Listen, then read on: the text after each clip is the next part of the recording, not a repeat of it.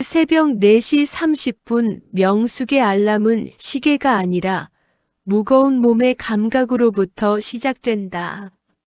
밤새 욱신거렸던 오른쪽 손목이 기상 신호를 보낸다. 명숙은 습관적으로 파스를 붙이고 그 위에 면 보호대를 덧댔다. 72세 전직 요리 연구가이자 한때는 수십 명의 직원을 거느렸던 반찬 공장의 주인이었던 그녀의 현재 직함은 아들 내외가 운영하는 카페 루미에르의 이름 없는 주방 노동자다. 새벽 시장에서 직접 공수해온 계절 과일과 최고급 버터 냄새가 카페 주방을 가득 채웠다. 명숙은 커다란 볼에 밀가루를 치대며 반죽을 시작했다. 이 카페를 지금의 핫플레이스로 만든 시그니처 메뉴 명숙표 수제 스콘과 특제 과일 콩포트는 모두 그녀의 손끝에서 탄생한다. 기계로 돌리면 편하련만 며느리 윤주는 어머니 손맛이 들어가야 결이 살더라고요. 힘들어도 손반죽 좀 부탁드려요라며 웃으며 못을 박았다. 그 웃음이 명숙에게는 거절할 수 없는 족쇄였다. 오전 10시 카페 문이 열리고 세련된 차림의 손님들이 들이닥치기 시작했다. 주방 안은 40도에 육박하는 오븐의 열기로 가득 찼지만 홀은 시원한 에어컨 바람과 클래식 음악이 흐르는 우아한 공간이었다. 명숙은 땀방울이 반죽에 들어갈까봐 몇 번이고 수건으로 이마를 훔치며 오븐 앞을 지켰다. 어머 사장님, 오늘 스콘은 정말 예술이에요. 어쩜 이렇게 풍미가 깊어요? 홀에서 들려오는 손님의 찬사에 명숙의 입가에 옅은 미소가 번졌다. 하지만 그 미소는 이내 며느리 윤주의 목소리에 의해 차갑게 식어버렸다. 감사해요, 사모님.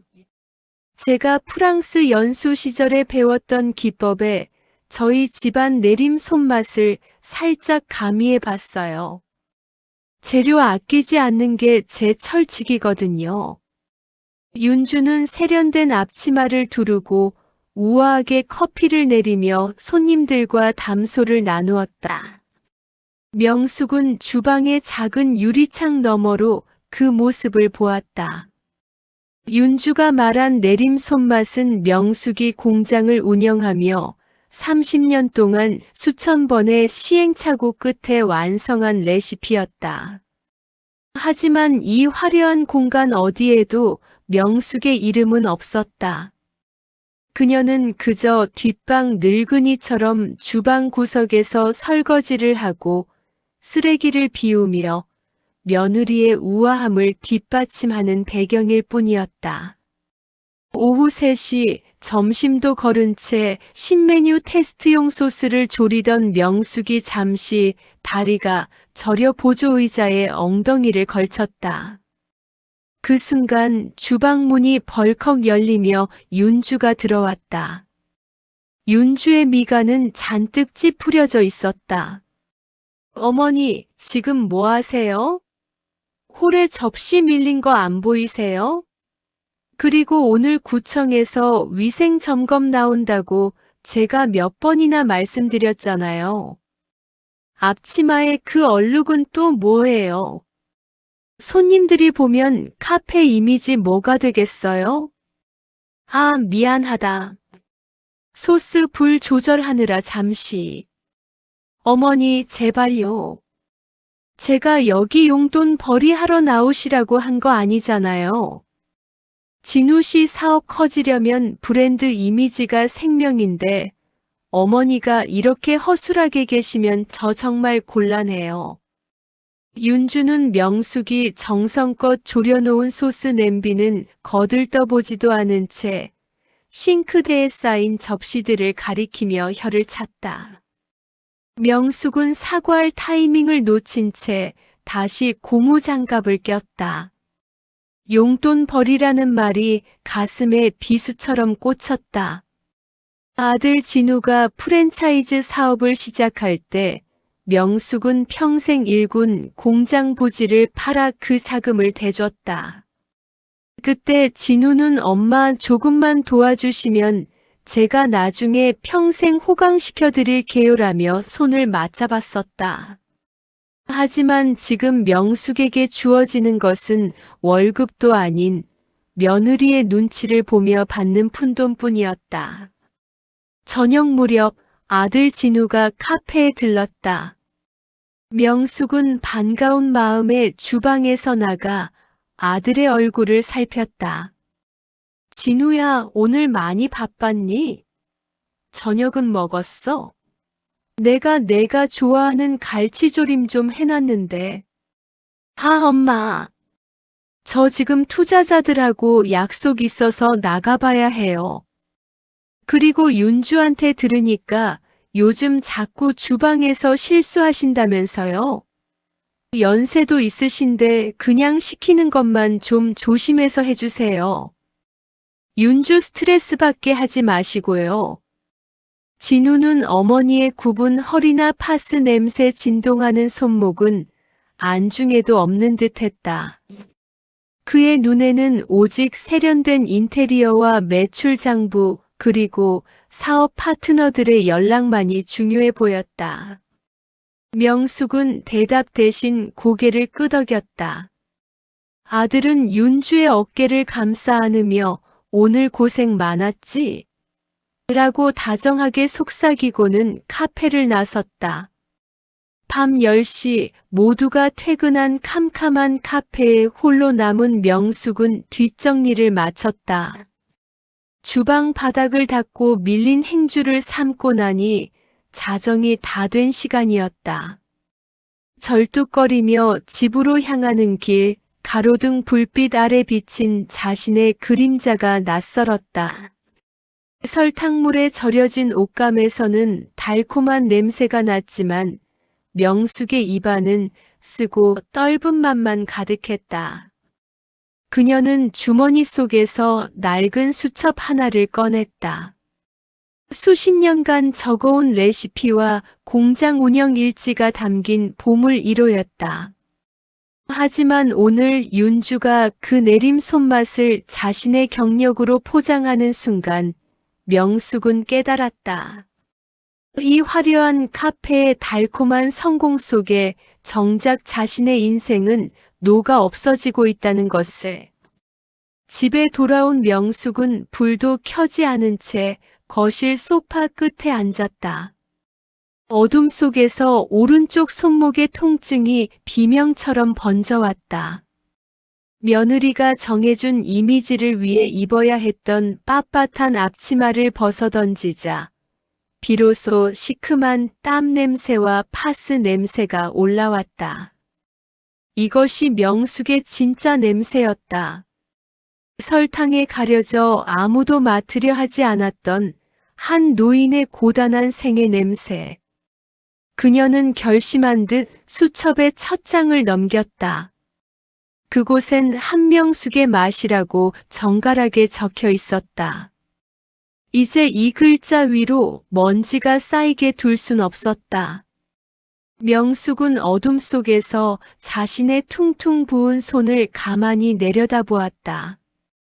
폭염이 기승을 부리던 8월의 어느 오후, 결국 사고가 터졌다.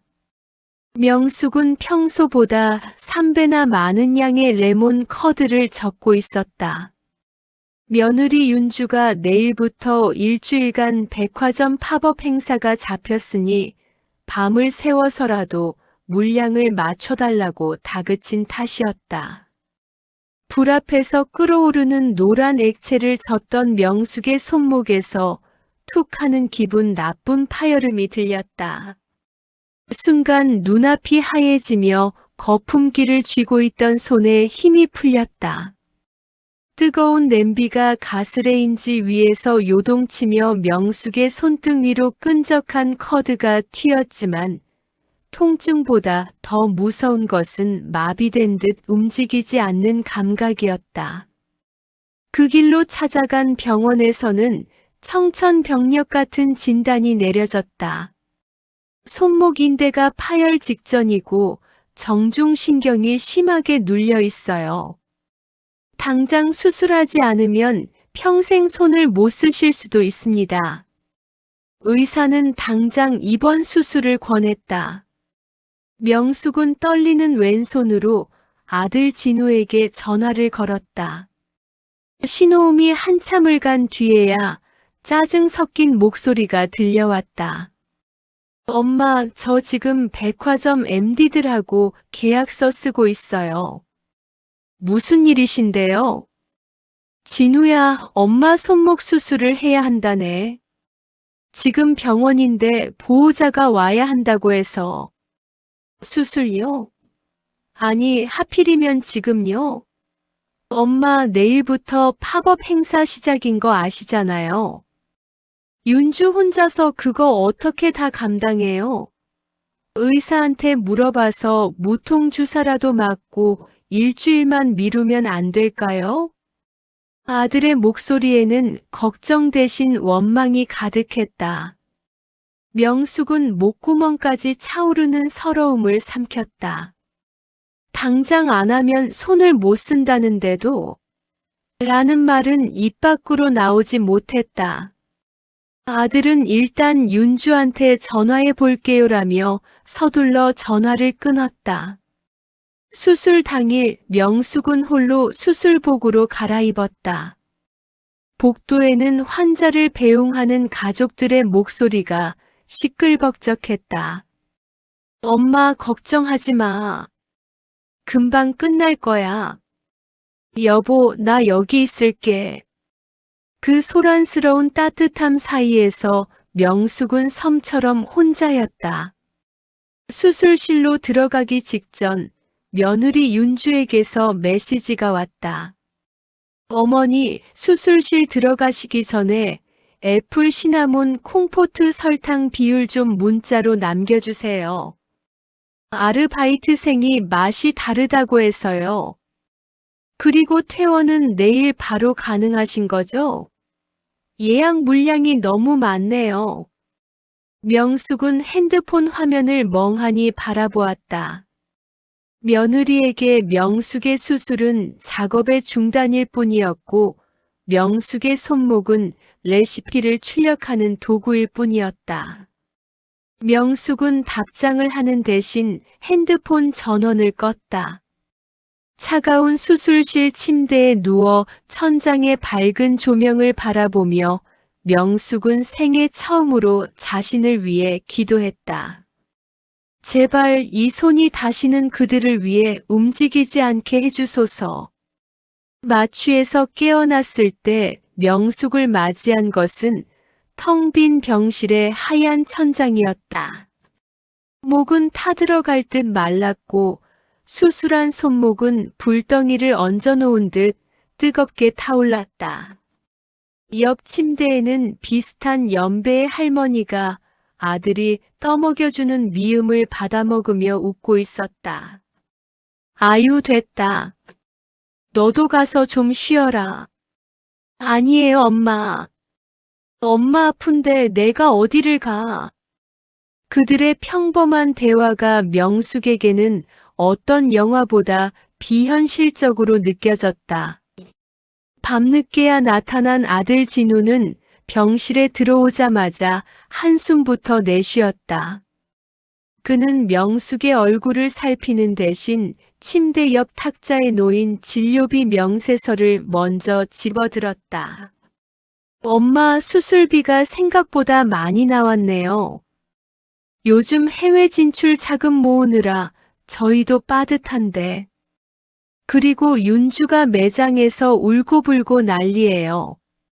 엄마가 레시피도 안 알려주고 핸드폰도 꺼놓으셨다고. 어떻게 엄마가 이럴 수 있어요? 우리 사업 망하는 꼴 보고 싶으세요? 진우야, 나 오늘 수술했어. 전신 마취하고 방금 깨어난 사람한테 그게 할 소리니? 엄마가 언제부터 그렇게 계산적이셨어요? 우리 잘 되는 게 엄마 잘 되는 거라면서요. 내일 퇴원하면 집에서 쉬면서 윤주한테 전화로라도 좀 가르쳐 주세요. 애들 교육비도 밀려 있는 거 아시잖아요.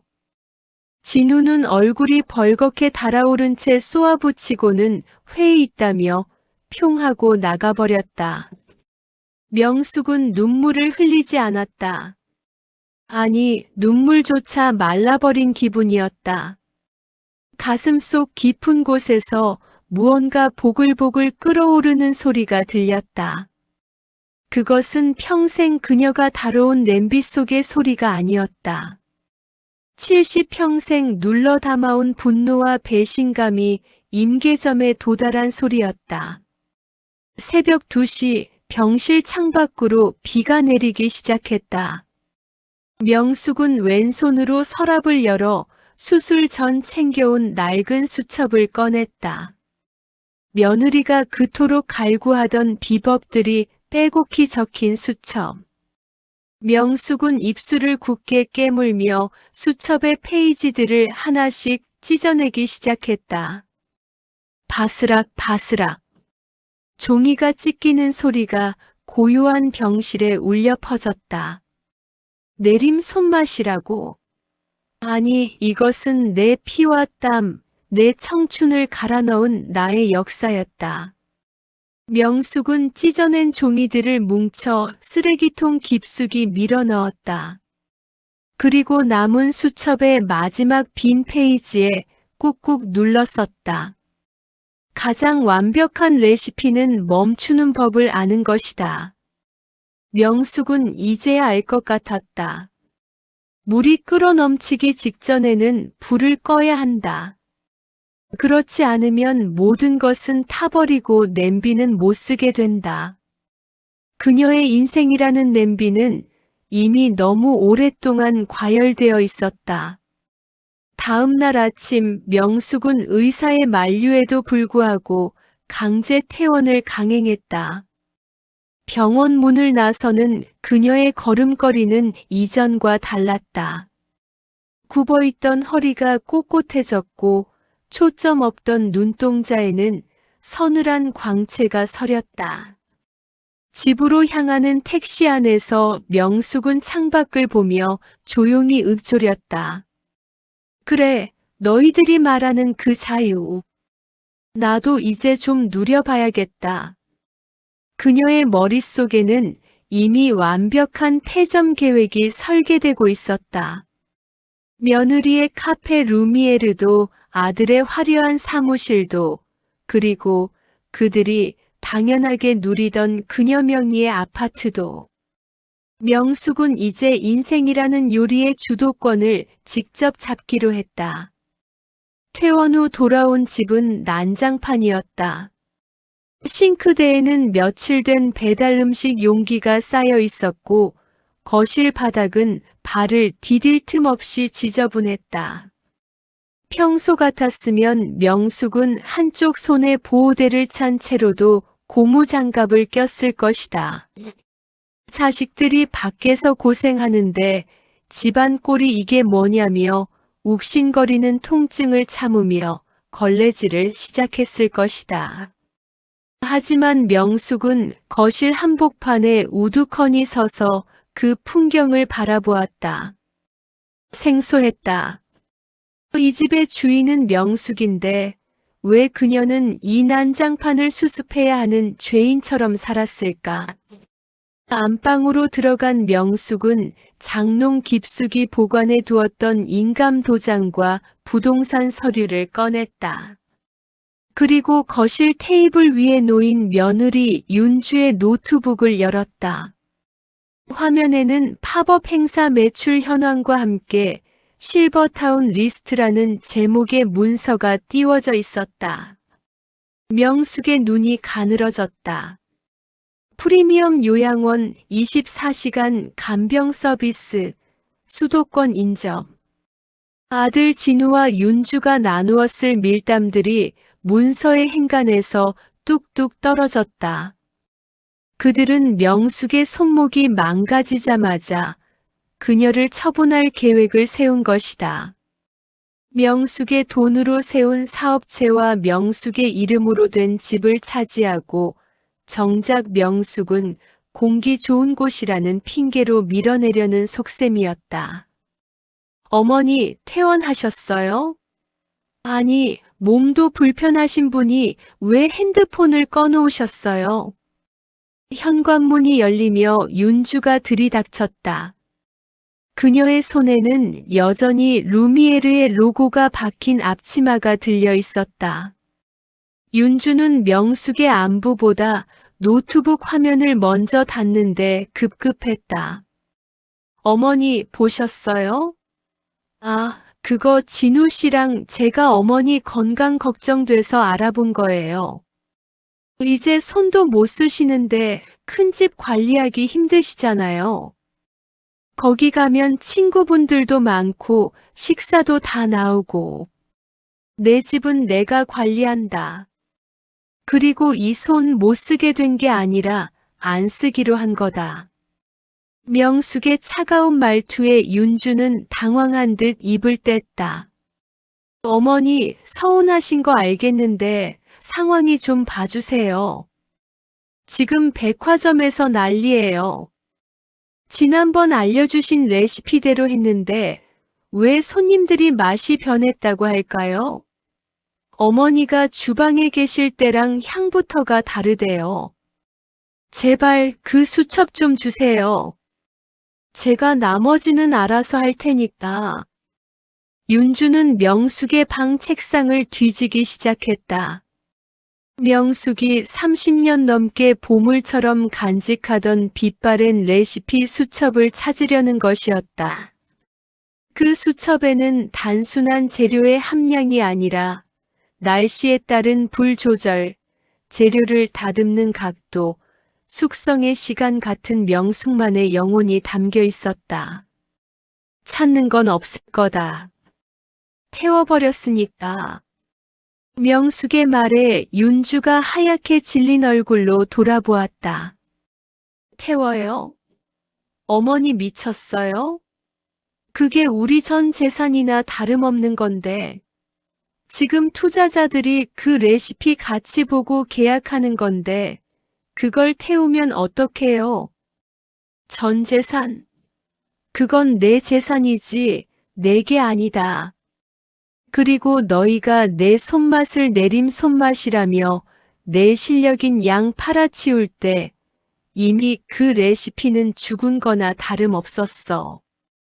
윤주는 비명을 지르며 명숙의 방을 헤집었지만 명숙은 이미 그 수첩의 핵심 페이지들을 파쇄기에 넣고 갈아버린 뒤였다. 명숙은 그 소란을 뒤로하고 조용히 짐을 싸기 시작했다. 큰 가방도 필요 없었다. 평생 남을 위해 요리하느라 정작 자신을 위해 산 옷까지는 몇 벌 되지 않았다. 그날 저녁 아들 진우가 달려왔다. 그는 현관에 들어서자마자 소리를 질렀다. 엄마, 윤주한테 얘기 들었어요. 수첩을 태우다니요. 지금 해외 진출 계약이 코앞인데 엄마가 협조 안 하면 우리 다 길바닥에 나앉아요. 길바닥에 나앉는 건 내가 아니라 너희겠지. 진우야, 너 잊었니? 이 집 내 명의로 돌려달라고 했을 때 내가 그랬지. 내가 죽기 전까진 안 된다고. 엄마, 나 이 집 팔았다. 진우와 윤주의 움직임이 일시에 멈췄다. 공기는 얼음장처럼 차가워졌다. 명숙은 차분하게 말을 이어갔다. 오늘 부동산 가서 계약금 받았어. 이 집은 재개발 구역이라 금방 팔리더구나. 일주일 안에 잔금 치르고 새 주인이 들어오기로 했어. 너희도 일주일 안에 짐 빼라. 말도 안 돼. 우리 동의도 없이 어떻게 집을 팔아요? 내 명의로 된 내 집을 파는데 왜 너희 동의가 필요하니? 너희가 내 허락 없이 나를 요양원에 보내려 했던 것처럼 나도 내 갈 길 정한 거다. 진우는 배신감에 몸을 떨었다. 어떻게 엄마가 아들 자식을 길거리로 내몰아요? 우리 애들은요? 애들 학교는 어쩌고. 그건 내가 아버지가 되어서 책임져야 할 일이지.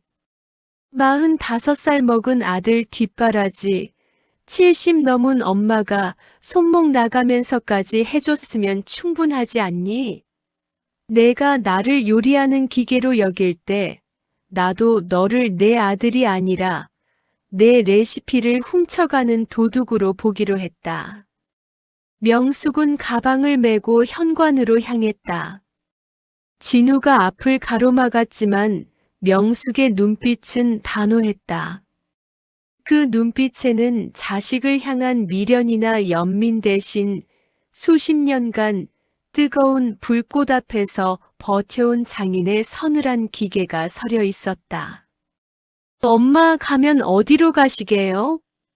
돈은요? 내가 30년 동안 공장 운영하며 번 돈, 너희 사업 자금 대주고 남은 거. 이제야 나를 위해 좀 써보려 한다. 다시는 찾지 마라. 내 레시피가 궁금하면 내 실력으로 다시 만들어 보든가. 아, 며느리 내가 프랑스에서 배웠다는 그 기법으로 해보면 되겠구나. 명숙은 문을 열고 나갔다.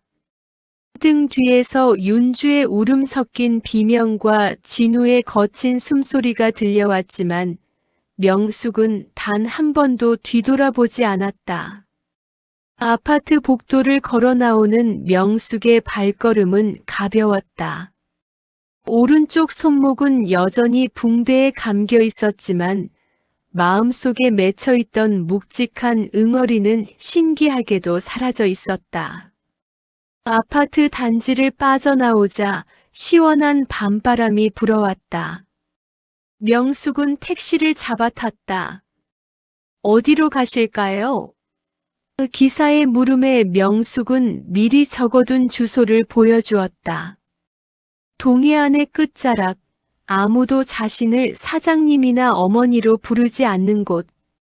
오로지 파도 소리와 갈매기 소리만이 가득한 그곳으로 향하는 여정의 시작이었다. 뒷유리창 너머로 멀어지는 화려한 도심의 불빛을 보며 명숙은 생각했다. 비법서는 사라진 게 아니다. 이제야 비로소 주인인 자신의 가슴 속으로 돌아온 것이다. 남에게 도둑맞지 않을, 누구도 흉내낼 수 없는 진짜 인생의 맛이 이제야 숙성을 시작하고 있었다.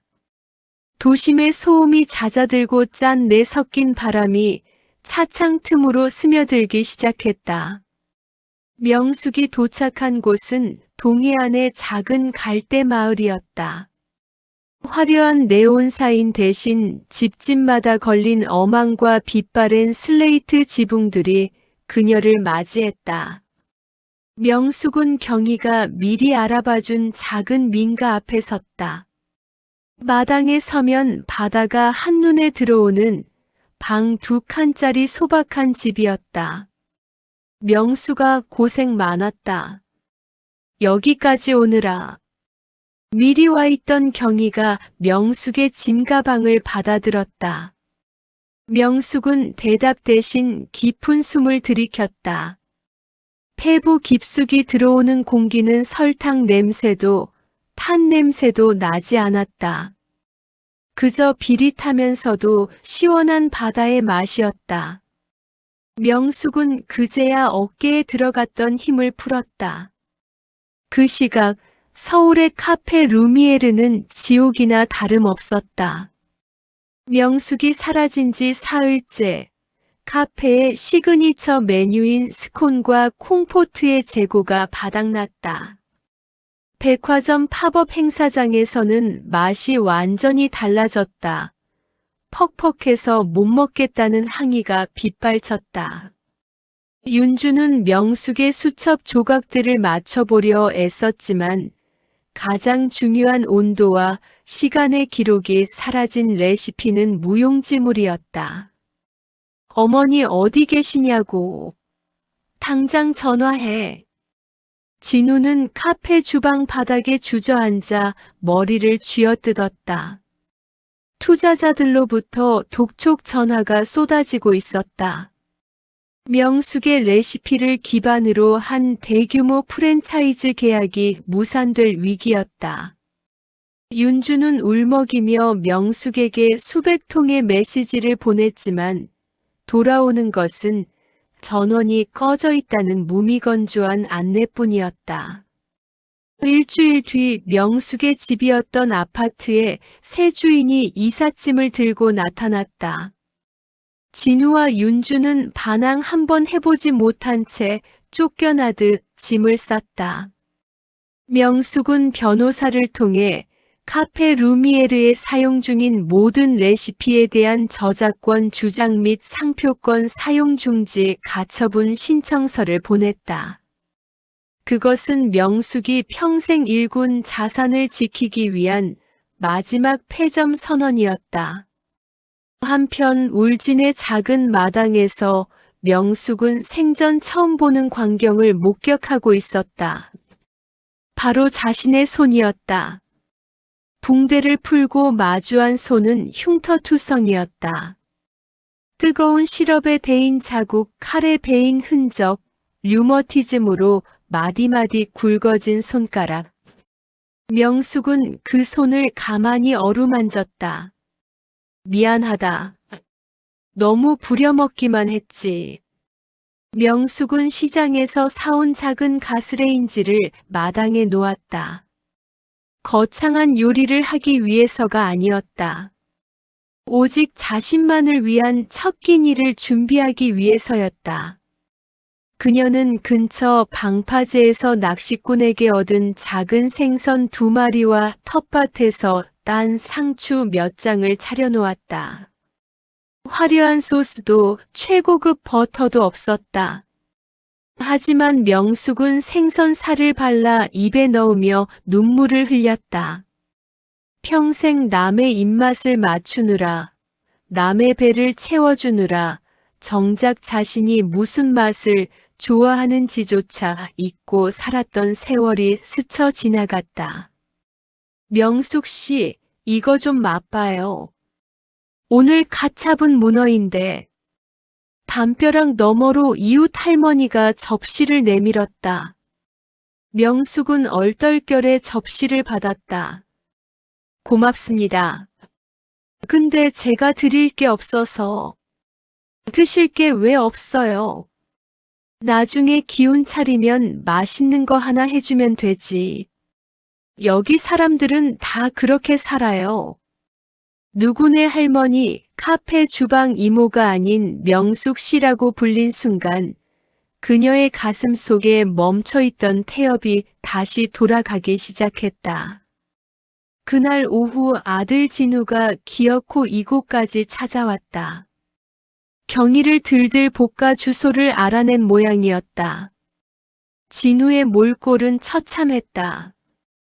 번듯했던 수투는 구겨져 있었고 눈은 충혈되어 있었다. 엄마, 제발. 한 번만 살려주세요. 계약 위반으로 소송 들어오면 저 정말 감옥 가요. 집도 날리고 이제 갈 데도 없어요. 윤주는 애들 데리고 친정으로 가버렸단 말이에요.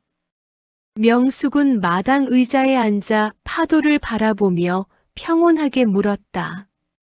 그래서 내가 가서 다시 그 뜨거운 불 앞에 서주면 너는 다시 행복해지겠니? 엄마.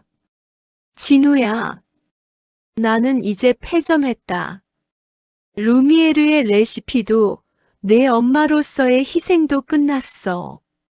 너희가 내 손을 기계로 여길 때 나는 이미 죽은 사람이었어.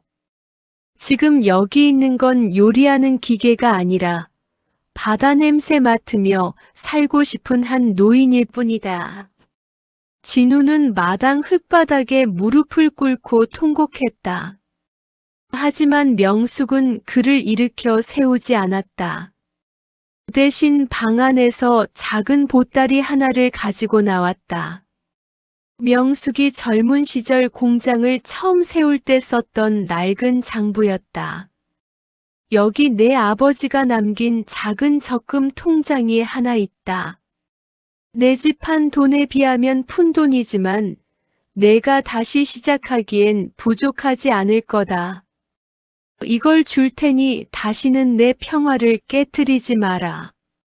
이건 아들로서 주는 게 아니라 한 인간이 다른 인간에게 베푸는 마지막 자비다. 진우는 통장을 건네받고 한참을 울다 떠났다.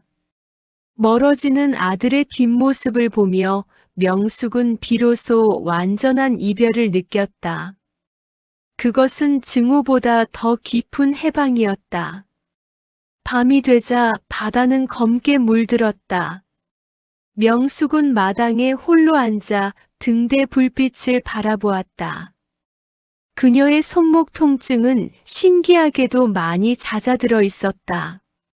명숙은 남은 수첩의 마지막 페이지를 찢어 불꽃에 던졌다. 타오르는 종이 위로 설탕, 버터, 황금 비율 같은 단어들이 재가 되어 흩어졌다. 이제 명숙의 주방에는 화려한 레시피 대신 계절의 바람과 이웃의 정 그리고 자신을 사랑하는 마음이 채워질 것이다. 그녀는 처음으로 다리를 쭉 펴고 누웠다. 내일은 시장에 나가 보라색 보따리를 하나 사야겠다고 생각했다. 누군가에게 팔기 위한 요리가 아니라 자신과 친구 경희를 위해 정성껏 나무를 묻힐 보따리를. 명숙의 진짜 인생은 세상의 모든 레시피가 사라진 그 자리에서 비로소 싹을 틔우고 있었다. 갈대마을에 겨울이 찾아왔다. 매서운 칼바람이 바다를 휘감았지만 명숙의 작은 집 거실은 햇볕이 잘 드는 덕분에 포근한 온기가 감돌았다. 이제 명숙의 오른쪽 손목은 무거운 냄비를 들 수는 없어도 가벼운 젓가락질이나 서예를 즐기기에는 충분할 정도로 회복되었다. 수술 자국은 옅은 흉터로 남았지만 명숙은 그것을 훈장처럼 여겼다. 남을 위해 살았던 70년의 세월을 끝내고 얻은 자유의 증표였다. 오전 11시 명숙은 부엌으로 향했다. 예전처럼 수십 인분의 반죽을 치대거나 소스 농도를 맞추기 위해 초조하게 시계를 보지 않았다. 그녀는 시장에서 사온 통통한 갈치 한 토막과 옥상에서 잘 말린 시래기를 꺼냈다. 오늘은 오직 자신만을 위해 시래기 갈치조림을 할 생각이었다. 시래기를 삶는 구수한 냄새가 온 집안에 퍼졌다. 명숙은 양념장을 만들며 잠시 멈칫했다. 버릇처럼 설탕통으로 향하던 손을 멈추고 대신 작년 가을 경이와 함께 담근 매실청을 한 숟갈 넣었다. 자극적인 단맛으로 손님의 입맛을 사로잡아야 했던 루미에르의 레시피는 이제 명숙의 머릿속에서 완전히 지워졌다. 대신 재료 본연의 맛이 은근하게 우러나오는 명숙이 진짜 좋아하던 그 맛이 냄비 안에서 끓어올랐다. 그때 대문 밖에서 왁자지껄한 목소리가 들려왔다. 명숙 씨, 집에 있어? 우리 들어간다. 마을 동무들이었다. 옆집 할머니와 앞집 아주머니가 양손 가득 배추와 물을 들고 마당으로 들어섰다. 명숙은 웃으며 문을 열어주었다. 서울에서는 상상도 못할 불쑥 찾아오는 방문이었지만 이제 명숙은 이 무례하지 않은 다정함이 편안했다. 아이고, 냄새 끝내준다. 역시 명숙 씨 손은 보물손이야. 별거 아니에요. 그냥 갈치 좀 지졌어요. 명숙은 마을 사람들과 함께 마당 평상에 둘러앉았다. 그들은 명숙이 요리 전문가였다는 사실을 알지만 결코 대단한 비법을 요구하지 않았다. 그저 이거 어떻게 하면 이렇게 구수해? 라고 물으면 명숙은 정성이죠. 뭐라며 싱긋 웃고 말 뿐이었다. 그녀는 더 이상 레시피를 지키기 위해 전전긍긍하는 기술자가 아니었다. 식사를 마친 후 명숙은 따뜻한 차 한 잔을 마시며 휴대폰을 켰다. 전원을 켠 화면에는 아들 진우에게서 온 문자 몇 통이 와 있었다. 예전처럼 울며불며 매달리는 내용이 아니었다.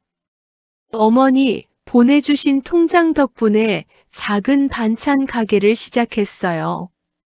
윤주랑 같이 새벽 시장 다녀오면서 어머니 생각이 많이 났습니다. 그동안 어머니가 얼마나 힘드셨을지 이제야 조금 알 것 같아요. 염치 없지만 나중에 정말 나중에 저희가 떳떳해지면 아이들 데리고 한 번만 찾아뵐게요. 명숙은 문자를 천천히 읽고는 답장 없이 화면을 껐다. 미움이 사라진 자리에는 담담한 거리감이 들어차 있었다.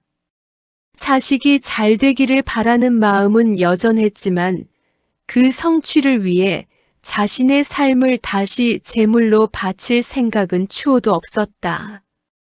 명숙은 그저 그들이 스스로의 힘으로 서는 법을 배우기를 바랄 뿐이었다.